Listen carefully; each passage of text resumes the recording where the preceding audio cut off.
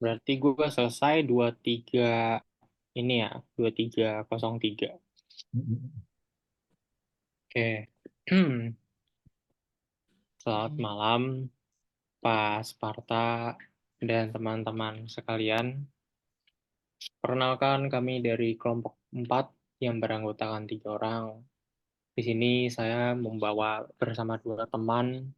Saya pribadi bernama Anthony Saldo dengan ID name 2021, 2021, 121, 10, 12. Dan di sini saya bersama Muhammad Syahreza, 2021, 121, 1002. Dan bersama teman saya, Rifa Isolah, 2023, 113, 2001. Nah, di sini kami kelompok 4 ingin mempresentasikan mengenai berjudul identifikasi dan pengukuran risiko. Next.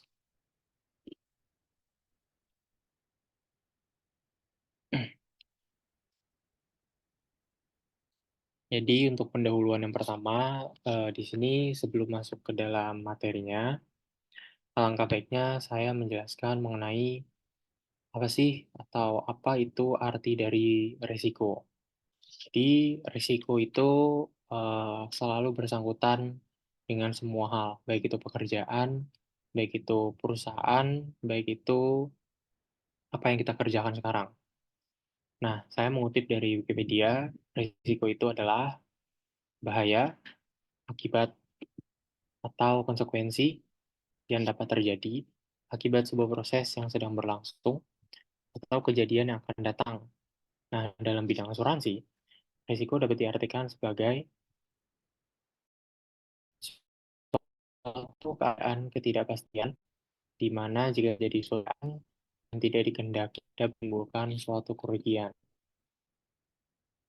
Ada pula menurut akun DJP bahwa risiko itu adalah kemungkinan terjadinya suatu peristiwa yang berdampak terhadap pencapaian sasaran organisasi, baik berdampak negatif atau sesuatu yang tidak diharapkan namun terjadi, maupun berdampak positif atau sesuatu yang diharapkan namun tidak terjadi. Nah, saya ingin memberikan beberapa contoh risiko yang dalam berbagai bidang.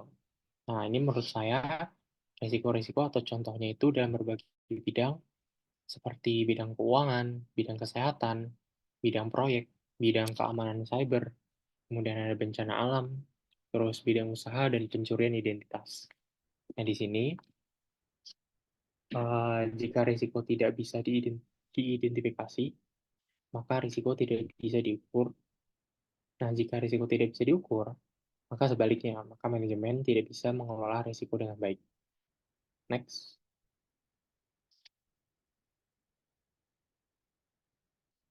Nah, di sini setelah menjelaskan mengenai apa itu risiko, saya ingin mengidentifikasi tentang mengenai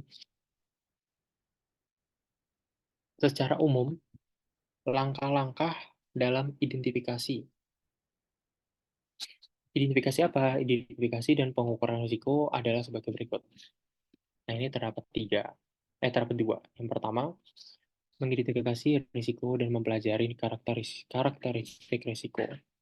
Jadi, untuk hal pertama, untuk mengidentifikasi sebuah risiko, kita harus mengidentifikasi terlebih dahulu apa sih risiko-risikonya, dan kemudian kita mempelajari tentang karakteristik dari setiap masing-masing risiko itu seperti apa. Sehingga nantinya ketika kita sudah mengukur risiko tersebut, kita bisa melihat seberapa besar sih dampak dari risiko tersebut terhadap kinerja perusahaan. Nah, tentu ketika kita sebagai karyawan tetap, sebagai pegawai tetap, itu setiap dalam melakukan pekerjaan, kita selalu dihadapi oleh sebuah risiko. Nah, risiko-risiko tersebut biasanya kita hadapi di dalam bidang yang kita kerjakan pada saat itu. Nah, seperti contoh ketika kita sedang bekerja di perusahaan dan di bagian laporan keuangan, biasanya risiko-risiko yang sedang terjadi itu seperti eh, kehilangan uang, kemudian pencucian uang, kemudian laporan keuangan tersebut tidak sesuai dengan apa yang diharapkan. Banyak sekali risiko-risiko yang nantinya akan berdampak bagi kita dan juga bagi perusahaan. Nah, maka dari situ, hal pertama harus kita lakukan adalah identifikasi tersebut, resiko yang nantinya bakal terdampak, dan juga kita harus mempelajari karakteristik apa sih dari risiko tersebut. Nah, setelah kita mempelajari hal tersebut, kita mengukur resiko tersebut nih, seberapa besar sih dampaknya terhadap kinerja perusahaan dan dampaknya terhadap kita sendiri.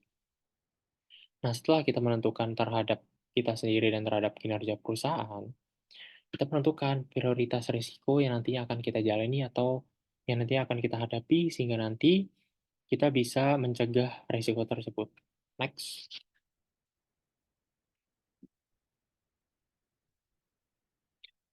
Nah, di sini saya ingin menjelaskan mengenai risiko pasar.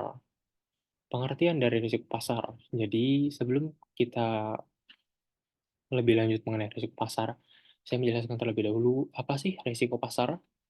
Jadi, risiko pasar adalah risiko pada laporan posisi keuangan dan rekening administratif akibat perubahan harga pasar, antara lain risiko berupa perubahan secara keseluruhan dari kondisi pasar.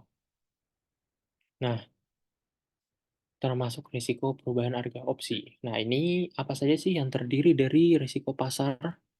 Jadi, yang terdiri dari risiko pasar itu ada dua. Yang pertama, risiko spesifik dan risiko pasar umum. Kemudian, apa sih risiko spesifik? Nah, jadi pengertian dari risiko spesifik adalah risiko yang timbul akibat pergerakan atas surat berharga individual. Nah, ini disebabkan oleh apa? Jadi, risiko spesifik ini disebabkan oleh faktor-faktor yang terkait dengan surat berharga atau penerbitnya. Nah, risiko pasar umum, apa itu risiko pasar umum? Risiko pasar umum adalah risiko yang timbul akibat pergerakan harga pasar yang berpengaruh terhadap beberapa instrumen keuangan. Next.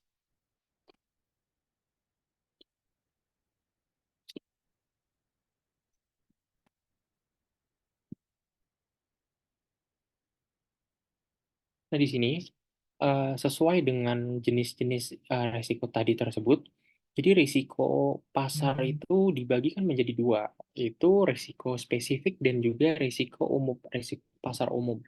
Risiko spesifik atau dalam bahasa Inggris yaitu specific risk. Nah, kalau risiko pasar umum dalam bahasa Inggris adalah general market risk. Nah, dalam kedua risiko tersebut masih terdapat masing-masing bagiannya. Yang pertama, bagian untuk risiko spesifik itu terdiri dari akibat faktor risiko kredit penerbit atau issuer sekuritas. Nah, yang kedua, risiko pasar umum itu terdiri dari akibat perubahan variabel pasar. Next.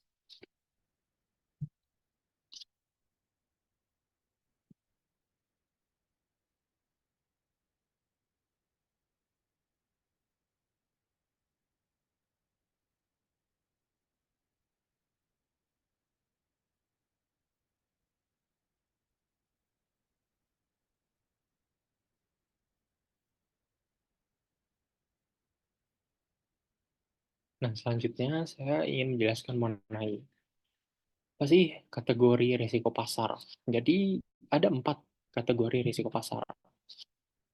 Yang pertama, risiko suku bunga. Nah, yang kedua, risiko nilai tukar. Yang ketiga, risiko ekuitas. Dan yang terakhir, risiko komoditas. Nah, jadi, risiko suku bunga, risiko nilai tukar, dan risiko komoditas ini berasal dari posisi trading book dan posisi banking book.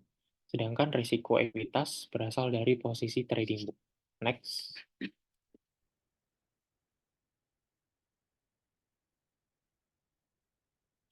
Nah, di sini saya ingin menjelaskan mengenai kategori-kategori risiko pasar tersebut. Jadi untuk risiko yang pertama yaitu risiko nilai tukar, risiko suku bunga, risiko akibat perubahan harga instrumen keuangan dari posisi trading book atau akibat perubahan nilai ekonomis dari posisi banking book yang disebabkan oleh perubahan suku bunga. Nah, yang kedua, risiko nilai tukar. Apa sih risiko nilai tukar? Risiko akibat perubahan nilai posisi trading book dan banking book yang disebabkan perubahan nilai tukar, valuta asing, atau perubahan harga emas. Nah, yang ketiga, ada risiko komoditas. Apa itu risiko komoditas? Risiko komoditas merupakan risiko akibat perubahan harga instrumen keuangan dari posisi trading book dan banking book yang disebabkan perubahan harga komoditas. Dan yang terakhir, risiko ekuitas, yaitu risiko akibat perubahan harga instrumen keuangan dari posisi trading book disebabkan perubahan harga saham.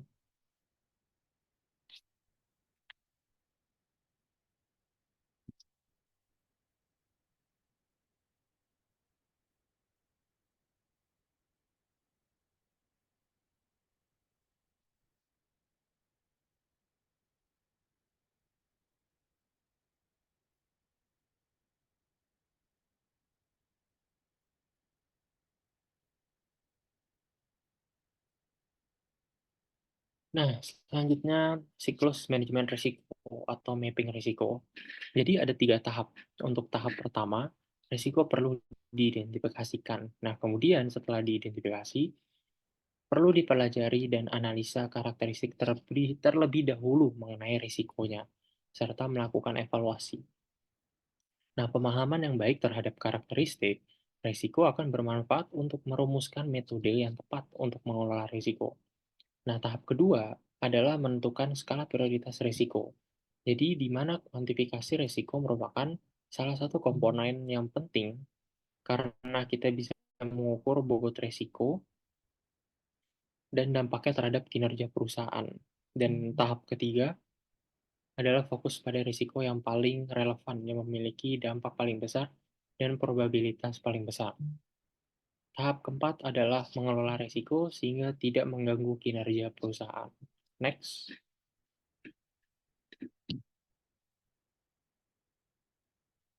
Nah, ini merupakan proses mapping risiko. Jadi di sini proses mapping risikonya terdapat proses yang berulang-ulang dari mapping risiko. Jadi yang pertama kita harus mengidentifikasi dulu nih risikonya itu risiko apa, dan kemudian setelah mengidentifikasi kita memahami terlebih dahulu risikonya. Setelah memahami, kita melakukan evaluasi terhadap risiko tersebut. Nah, setelah kita mengevaluasi, kita menentukan risikonya, prioritas dari risiko tersebut. Nah, setelah menentukan prioritas, kita kelola risiko tersebut. Kita kelola prioritas risiko tersebut, kemudian kita lakukan revisit dari risiko tersebut. Next.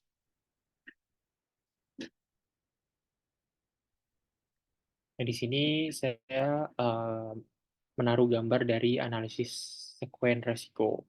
Jadi, analisis sekuen risiko di sini saya gambarkan pertama-tama sekuen risiko itu lebih kerugian. Kemudian pertama itu hal pertama dari gambar tersebut atau dari analisis sekuen risiko yang pertama adalah sumber risiko. Jadi ini sama seperti tadi. Jadi dari sumber risiko itu kita diarahkan kepada apa sih risiko dari faktor faktor risiko itu. Jadi setelah kita mengetahui faktor risiko tersebut, apa sih exposure terhadap risiko tersebut yang nantinya dari faktor risiko tersebut ada nggak sih kondisi yang menaikkan kemungkinan kerugian? Misalnya minyak tanah yang ditaruh di dekat kompor. Nah, itu. Nah, terus kemudian sumber risiko. Ini misalnya saya ambil contoh api. Sumber risiko api ini dia menyebabkan faktor risikonya misalnya minyak tanah yang ditaruh di dekat kompor. Nah, secara otomatis apabila minyak tanah ditaruh di dekat kompor, risiko yang paling besar adalah gudang yang bisa terbakar atau rumah yang bisa terbakar. Jadi, ketika minyak tanah ditaruh di dekat kompor, perpaduan antara api yang di dekatnya itu akan menyambar dan juga menyebabkan kebakaran. Nah, maka dari situ, ketika faktor risiko tersebut kita tidak perhatikan, exposure gue tuh niat gara-gara waktunya, gue mau nambah-nambahin doang sebenarnya. Jadi setelah dari risiko faktor itu, kita akan menyebabkan exposure terhadap risiko. Kemudian dari exposure terhadap risiko, itu gudang yang bisa terbakar. Jadi gudang yang bisa terbakar nanti akan menyebabkan apa? Nah, kerugian. Kerugiannya apa sih? Kerugiannya nanti terjadi kebakaran. Jadi kejadian yang perihalnya apa? Perihalnya itu kejadian yang melibatkan kerugian. seperti itu. Jadi misalnya apabila terjadi kebakaran, kemudian faktor resikonya adalah gas yang terbakar dan juga tidak segera dipadamkan, maka risiko yang akan terjadi adalah kebakaran tersebut akan menjadi tambah besar ketika kita tidak memadamkan api tersebut. Seperti itu. Next.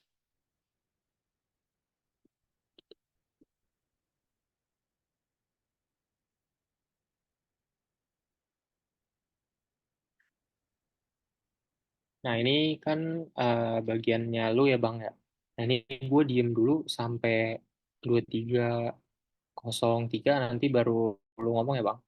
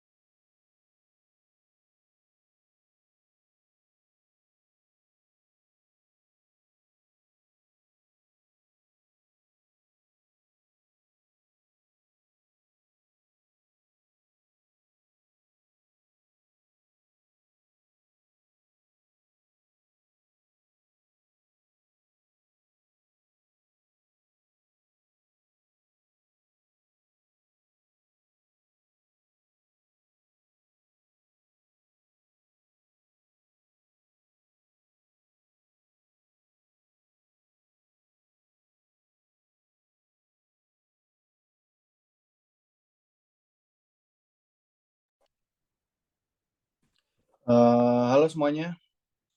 Eh, Tadi udah dijelaskan ya tentang mengenai bagan proses analisis sekuen. Jadi di bagan itu dijelaskan menunjukkan pertama ada sumber risiko yaitu api. Api bisa menyebabkan kebakaran dan kerugian bagi organisasi.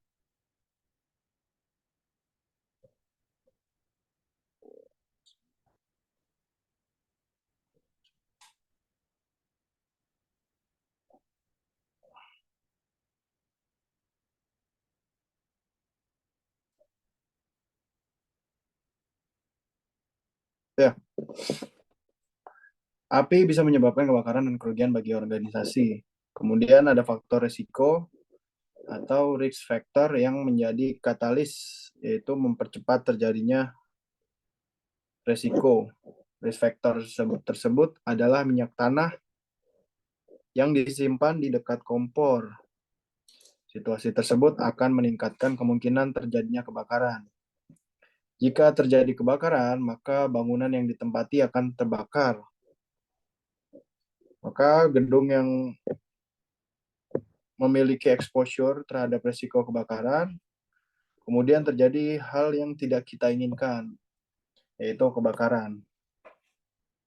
Kebakaran ini yang mengakibatkan kerugian. Kerugiannya banyak, bisa berupa materi maupun non material. Dari bagian tersebut, mulai dari sumber risikonya api yang diawali oleh minyak tanah yang ditaruh di dekat kompor, itu akan meningkatkan kemungkinan resiko, yaitu terjadinya kebakaran terhadap gudang. Ketika ada kemungkinan gudang terbakar, maka akan menyebabkan kerugian besar bagi perusahaan. Setelah dilakukan analisis sekuen risiko, maka kita bisa melakukan pencegahan agar kejadian yang merugikan tidak akan muncul. Nah, sebelum hal buruk terjadi, kita semestinya melakukan pencegahan atas kemungkinan-kemungkinan resiko yang akan kita timbulkan. Seperti sebelumnya yang dijelaskan, minyak tanah yang ditaruh di dekat kompor, seharusnya kita sudah mendapatkan gambaran bahwa akan terjadi resiko kebakaran. Karena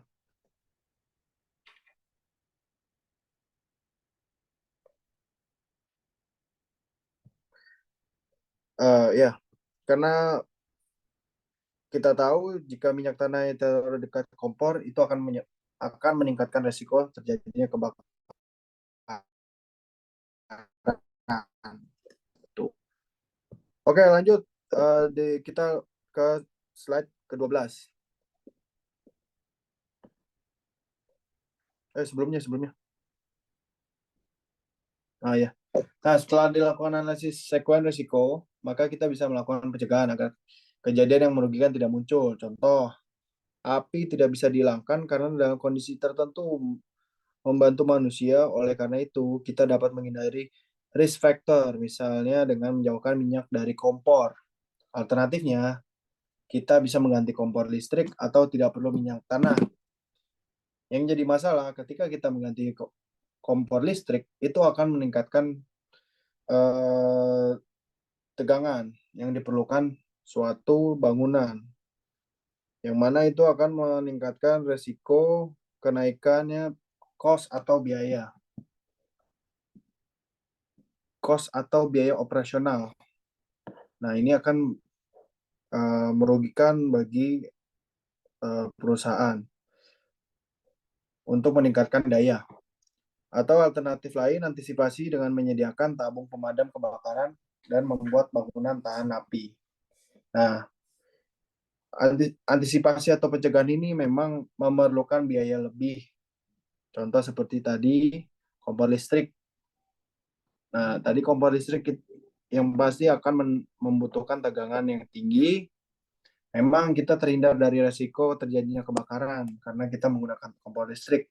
Namun kita meningkatkan resiko yang lain bahwa terjadinya peningkatan biaya listrik sehingga merugikan untuk di tim operasional gitu. Atau alternatif lain yang di sini yang disebutkan bahwa penggunaan tabung pemadam kebakaran. Jadi ketika terjadinya resiko kebakaran, maka kita sudah siap dengan mencegahnya dengan menyediakan tabung pemadam kebakaran. Lalu pencegahan yang ketiga bisa kita membuat bangunan yang tahan api. Nah, bangunan yang tahan api ini memang memerlukan biaya yang cukup lumayan mahal. Namun di satu sisi itu juga bisa mencegah terjadinya kebakaran yang meluas ke aset-aset yang akan terkena api. Selanjutnya, next berikutnya, mengidentifikasi sumber-sumber resiko. Pengelola resiko harus memperluas pengamatan terhadap sumber-sumber resiko. Berikut sumber-sumber resiko di lingkungan sekitar. Lingkungan fisik, seperti bangunan tua, runtuh, sungai mengakibatkan banjir, gempa bumi, badai, topan, pengerusakan. Nah, lingkungan fisik ini adalah resiko-resiko yang memang sebenarnya jarang terjadi, tapi ada kemungkinan terjadi. Seperti bangunan tua runtuh, itu memang bangunan tua, itu kita tidak bisa prediksi kapan runtuh.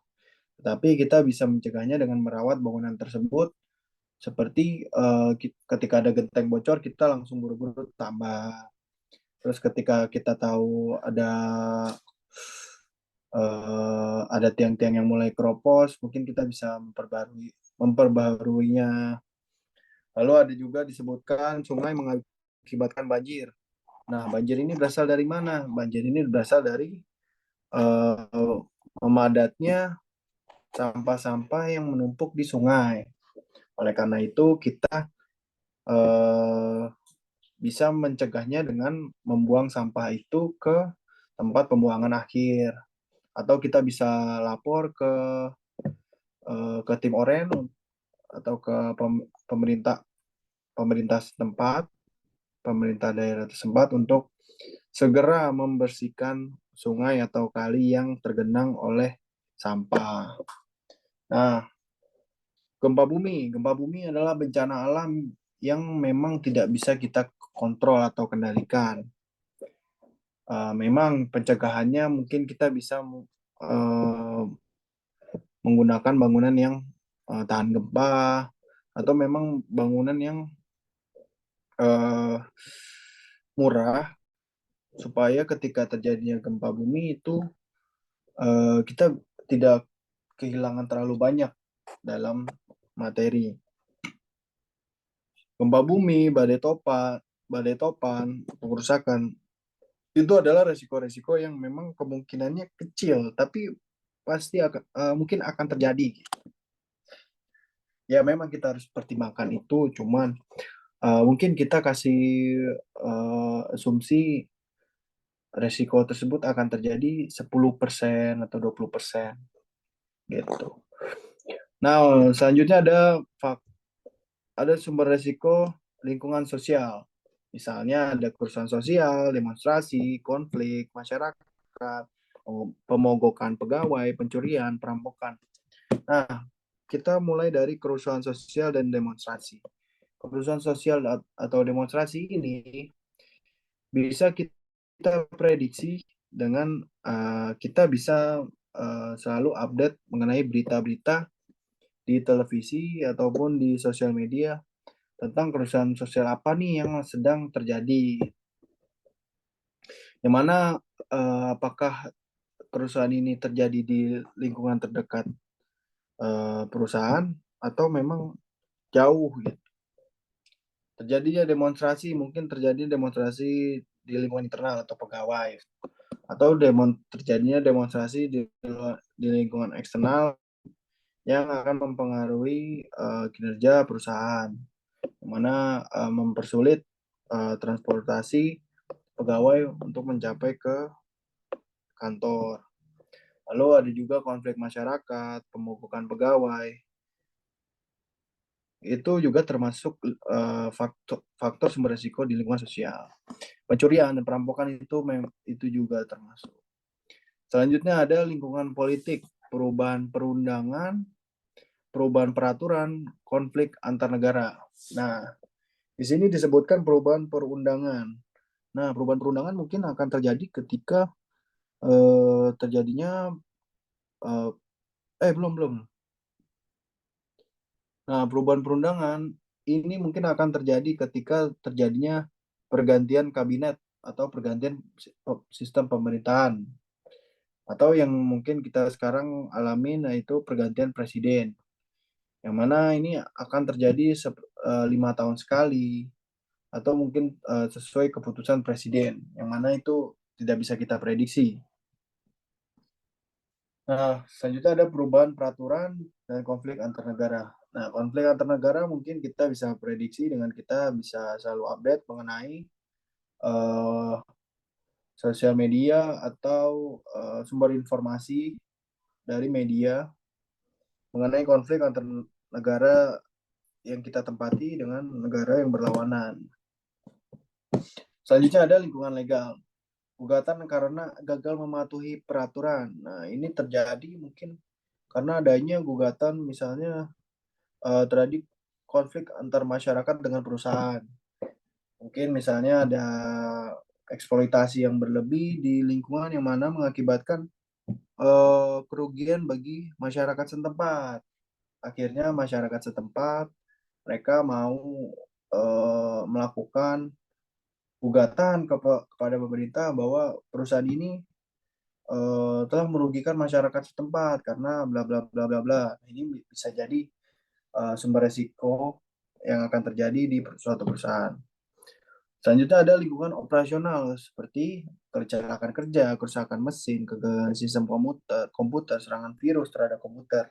Nah, kecelakaan kerja ini bisa kita cegah ketika kita bisa memperhatikan K3 atau keselamatan kerja terhadap karyawan. Atau juga kita bisa kontrol dengan manajer operasional. Jadi kita tingkatkan untuk controlling uh, dalam SOP. Jadi gimana caranya kita tingkatkan SOP ini untuk menghindari kecelakaan kerja. Ya, ini mungkin sering terjadi di lingkup konstruksi, yang mana ini konstruksi itu sering menimbulkan kejadian-kejadian seperti kecelakaan kerja. Lalu adanya kerusakan mesin, kegagalan sistem komputer. Nah, kegagalan sistem komputer ini biasanya terjadi di perusahaan-perusahaan high tech atau high teknologi, yang mana perusahaan ini harus sudah aware dengan ancaman-ancaman dari resiko kegagalan sistem komputer dan juga serangan virus terhadap komputer. Bisa jadi terjadinya hacking atau pengambilan data dari eksternal terhadap internal perusahaan. Selanjutnya ada sumber resiko dari lingkungan ekonomi, yaitu kelesuan ekonomi atau resesi, inflasi yang tidak terkendali. Nah, kelesuan ekonomi atau resesi ini memang ini faktor eksternal ya. Jadi di luar kendali dari kita. Contohnya seperti kemarin kita COVID itu adalah terjadinya kelesuan ekonomi. Mungkin ada beberapa sektor yang terpengaruh karena terjadi kelesuan ekonomi misalnya di bidang kuliner, yang tadinya orang makan di tempat tapi sekarang udah Lingkungan ekonomi, keluasan ekonomi atau resesi, inflasi yang tidak terkendali. Nah, ini adalah salah satu faktor yang memang tidak bisa kita kendalikan karena ini faktor eksternal dari perusahaan untuk menghadapi resiko tersebut. Contohnya kemarin COVID yang mana mempengaruhi dari semua sektor yang mana kita nggak bisa kendalikan. Oke, lanjut.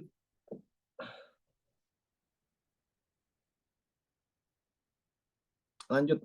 Next. Sumber-sumber resiko. Beberapa sumber resiko pasar. Satu, strategi dan kebijakan bisnis perusahaan. Kedua, kerugian potensial risiko suku bunga dalam banking book. Ketiga, volume dan komposisi portofolio. Pertama, strategi dan kebijakan bisnis perusahaan. Strategi trading. Beberapa faktor yang mempengaruhi strategi trading yaitu satu, karakteristik trading perusahaan. Kedua, posisi pasar perusahaan dalam industri. Ketiga, kompleksitas produk. Dan yang keempat, karakteristik nasabah. Lanjut.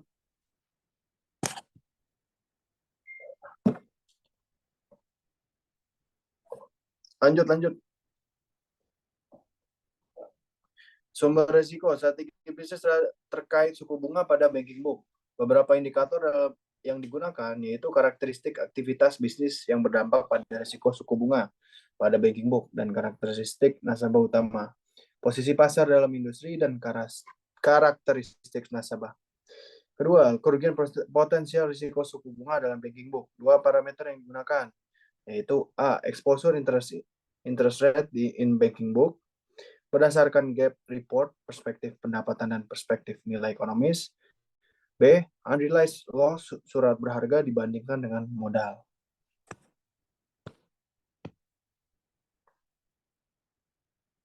Lanjut. Tiga, volume dan komposisi portofolio. Parameter yang digunakan, satu, rasio aset trading, derivatif, dan fair value option dengan total aset. Dua, rasio kewajiban trading, derivatif, dan fair value option dengan total kewajiban.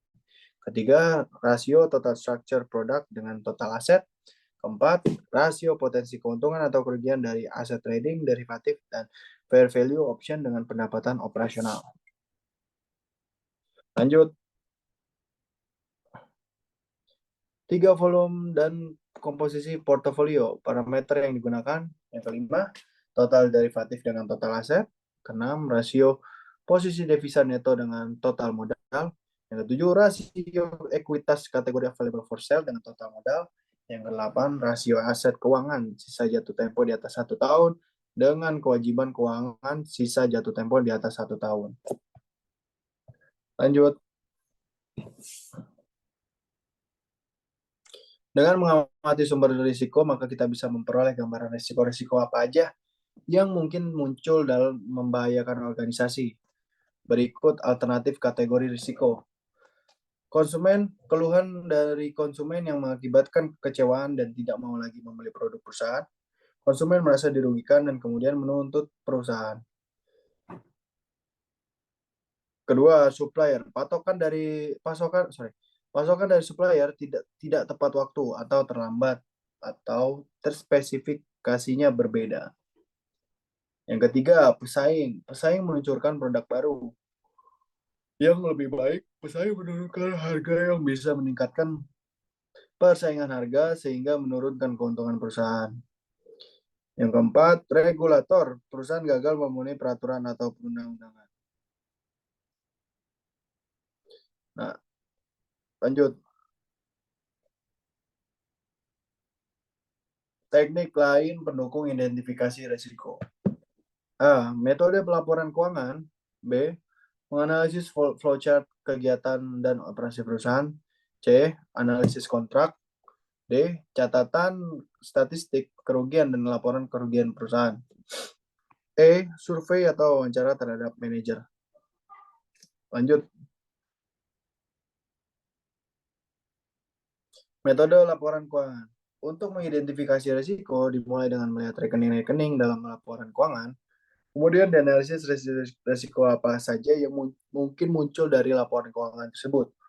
Contoh risiko penyelewengan kas, kedua gagal bayar hutang, ketiga meningkatnya suku bunga kredit, yang keempat tagihan macet, yang kelima depresiasi dan lain-lainnya. Untuk slide selanjutnya akan dijelaskan oleh uh, Reza ya. Ya, untuk slide berikutnya saya akan menjelaskan tentang analisis flowchart kegiatan dan operasi perusahaan. Jadi yang pertama, analisis ini mempunyai metode yang melihat sumber-sumber resiko dari flowchart kegiatan dan operasi perusahaan. Metode ini sesuai untuk resiko, tentu misalnya resiko dari proses produksi. Lalu produksi dimulai dari masuknya input, proses input tersebut sampai menjadi output tertentu. Dalam rangkaian kegiatan produksi tersebut muncul kejadian yang tidak diinginkan, misalnya kecelakaan kerja, kerusakan mesin, dan lain-lain. Dengan mengamati rangkaian prosesnya, maka kita bisa melihat dan melokalisir terjadinya resiko. Kemudian, mengidentifikasi sumber resiko yang menyebabkan kejadian negatif tersebut.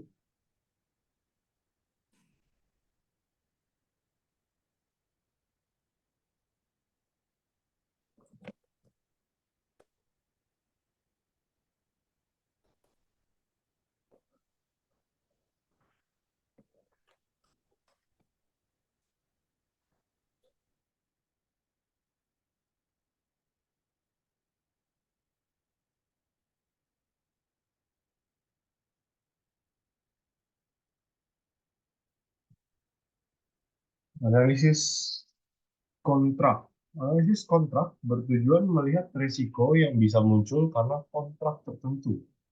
Risiko ini berkaitan dengan risiko hukum.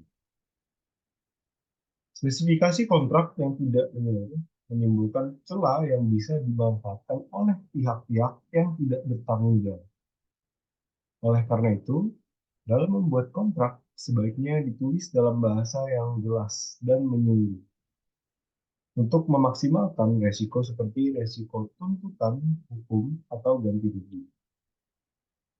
Untuk meminimalisir resiko hukum bisa dilakukan dengan meminta bantuan konsultan hukum.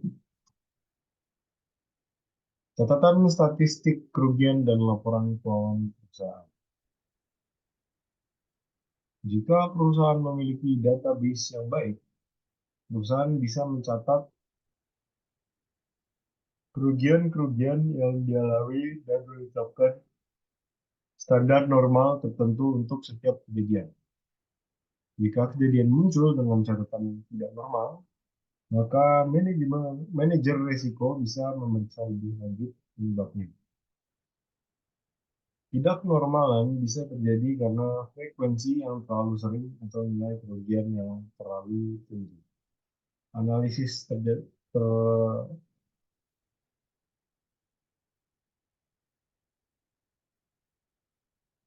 Analisis penyimpangan bisa membantu mengidentifikasi risiko.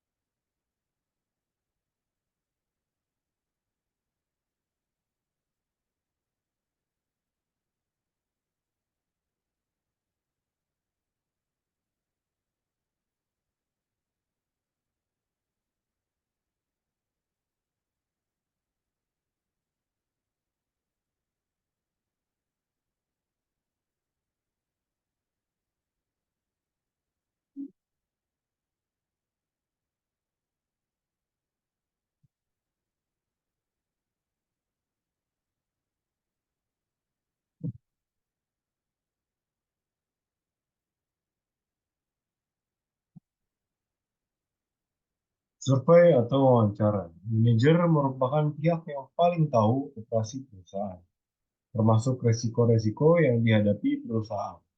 Karena itu, manajer bisa diminta bantuannya untuk mengidentifikasi resiko-resiko yang dihadapi oleh organisasi. Dalam metode ini, yang diperlukan untuk mengidentifikasi risiko adalah metodologi yang sistematis yang bisa memfasilitasi sesi diskusi.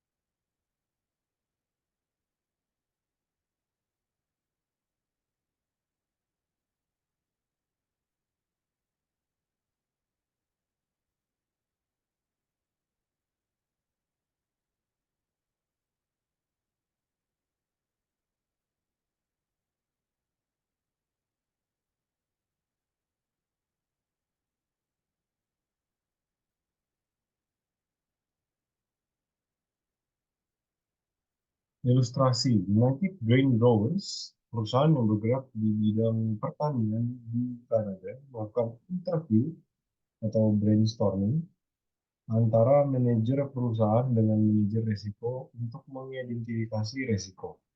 Dari hasil diskusi teridentifikasi ada 6 tipe risiko yang penting. Yang pertama ada risiko komoditas,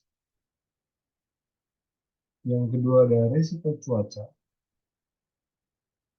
yang ketiga ada risiko counterparty, yang keempat ada risiko lingkungan, yang kelima ada risiko persediaan, dan yang terakhir ada risiko piutang. Cara mengukur risiko. Setelah risiko diidentifikasi, tahap berikutnya adalah mengukur risiko. Jika risiko bisa diukur, maka manajer risiko bisa melihat tinggi, rendah, dan besar kecilnya risiko yang dihadapi dan bisa diketahui dampaknya terhadap operasional perusahaan. Dengan pengukuran risiko, maka bisa dilakukan prioritasi risiko atau yang paling relevan. Pengukuran risiko biasanya dilakukan melalui kuantifikasi risiko dengan metode yang sederhana, sampai metode yang sangat kompleks. Pengukuran dan kuantifikasi risiko akan sangat tergantung dari karakteristik risiko. Contoh, risiko pasar dengan risiko kredit akan menghasilkan teknik kuantifikasi yang berbeda sehingga pengukuran pun berbeda.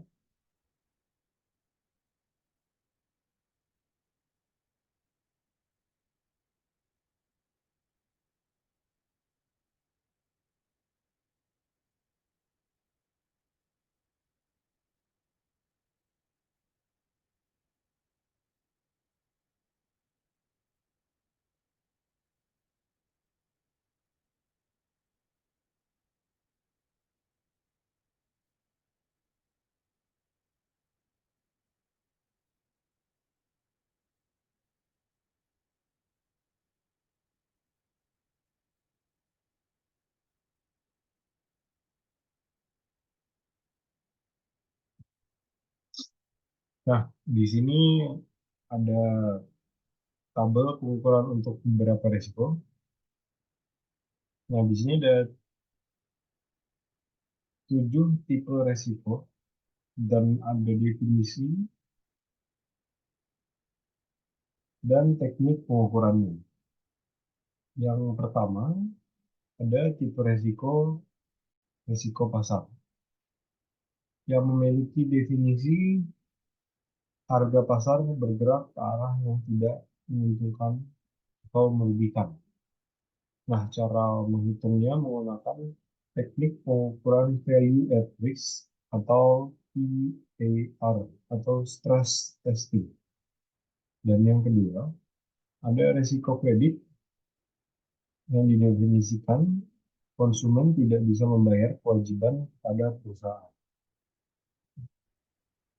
Dengan menghitung menggunakan teknik pengukuran credit rating dan credit metric.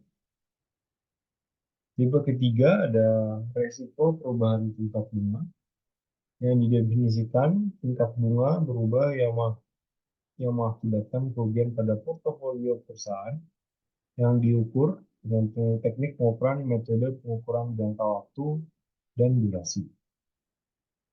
Dan yang keempat ada tipe resiko operasional, kerugian yang terjadi melalui operasional perusahaan atau produk gagal dan mesin rusak, yang diukur dengan teknik pengukuran matriks frekuensi kerugian. Dan yang kelima ada tipe resiko kematian yang didefinisikan dengan manusia mengalami kematian dini atau lebih cepat dari usia kematian wajar, yang diukur dengan teknik pengukuran probabilitas kematian dengan tabel mortalitas. Dan yang keenam ada tipe resiko kesehatan, yaitu didefinisikan sebagai manusia terkena penyakit tertentu yang diukur dengan teknik pengukuran probabilitas terkena penyakit.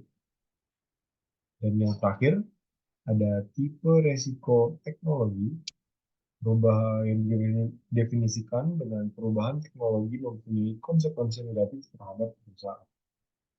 Analisis skenario. Tabel tersebut menunjukkan tipe resiko yang berbeda, yang menghadirkan teknik pengukuran yang berbeda, tingkat pengukuran berbeda, tingkat kecanggihannya dari mulai yang paling sederhana yaitu matriks frekuensi sampai pada stress testing yang lebih rumit. Untuk beberapa resiko sulit dikuantifikasi, misal resiko teknologi.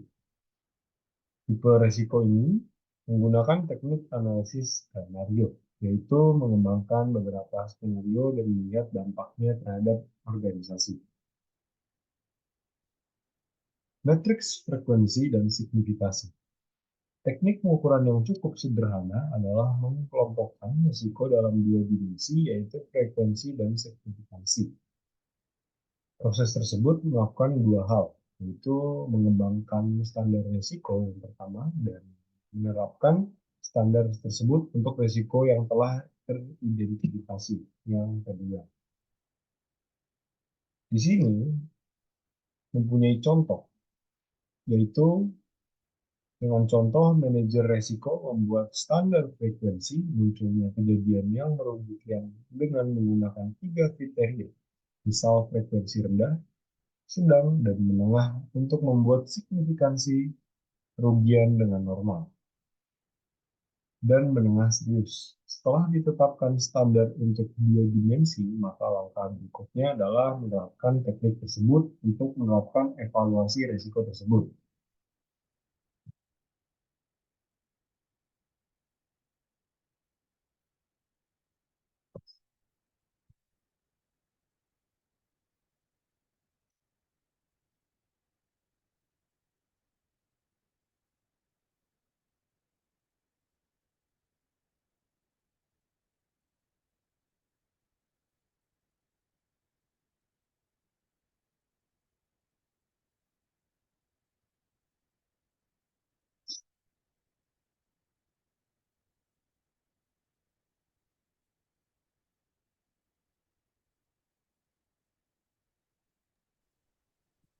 Panjang,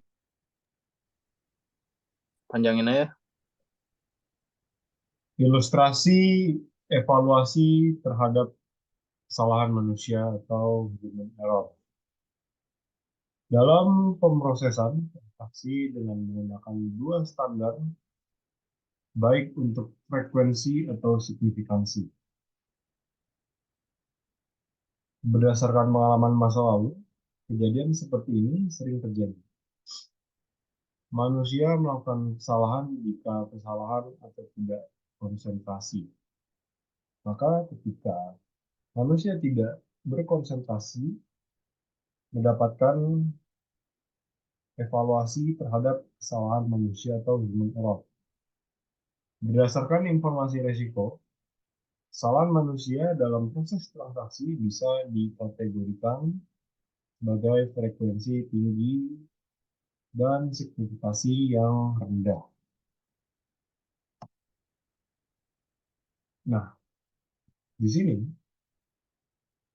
merupakan bagian berikut mengenai hasil tersebut. Jadi di sini ada contoh dari hasil konteks frekuensi yang disignifikansi tersebut. Di kotak ini, di tabel ini, ada frekuensi yang tinggi dan frekuensi yang rendah. Begitu juga ada signifikansi yang tinggi dan signifikansi yang rendah. Jika frekuensi tinggi, maka risiko kesalahan manusia itu berada di signifikansi yang rendah. Tetapi ketika frekuensi berada di tingkat rendah dan risiko kesalahan manusia tersebut ada di signifikansi yang tinggi, maka bisa dibilang risiko kesalahan manusia tersebut memiliki frekuensi yang tinggi, memiliki frekuensi yang rendah dan signifikansi yang tinggi. Sekian, terima kasih atas presentasi yang kami jelaskan. Mohon maaf jika ada satu atau dua salah kata yang kami jelaskan. Mohon dimaafkan. Sekian, terima kasih. Wassalamualaikum warahmatullahi wabarakatuh.